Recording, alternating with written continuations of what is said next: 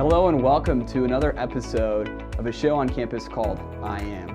My name is Hayden Ali and I'm the producer and the host for the show. And this week we actually are shooting here in Wells Hall on campus, and we are interviewing Mr. Dr. Katsion. So how are you doing today, sir? Pretty good, not doing too bad. Yeah, been a pretty good day so far. Yeah, I only had to teach 2 classes today, so Tuesdays, Thursdays are good. Okay, there you go. You want to tell me a little bit about just the classes you teach on campus and your involvement here at Northwest?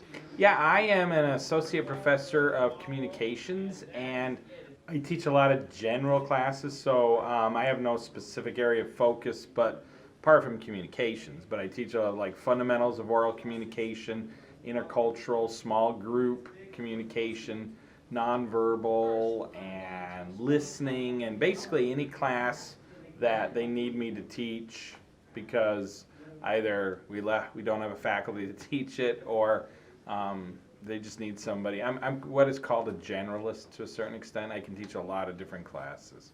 Sure, cool. So then can you tell me a little bit about your involvement off campus as well? I know through our conversation via email this past week, you mentioned you also are involved off campus here in Maryville as well. Yeah, I'm heavily involved at a place called Lower Street Baptist Church. I teach a class there for just people who want to have fellowship and grow, a lot of young marrieds. And then I also have a what I would call a speaking type of career over the summer going. I don't know if I'd use the word ministry, that might be it, but I like to speak at camps. And in particular, I love to speak to 4th through 6th graders. So during the school year, I might be asked to speak at some conferences at camps, and but over the summer, particularly, I speak at camps to 4th through 6th graders. So, you know, it could be some camps I'm speaking to over 300, other camps smaller, 60 to 100. But out of that then has grown a podcast where I take my approach, which is more narrative storytelling and the Bible, and sort of tie it, because I've had some camp directors who say, hey, I really like this, you should turn it into a podcast, and I put it off for years, so finally I said sure, and I started that last September.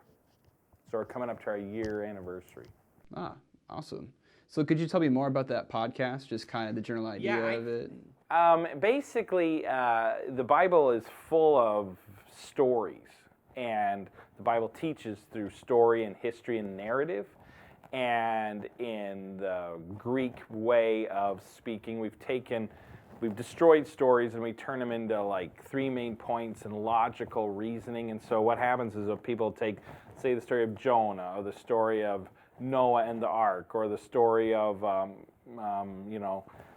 right now I'm working through the story of Joshua, and he's conquering Canaan, and they'll take that story and they'll turn it into 3 main points, an intro and a conclusion.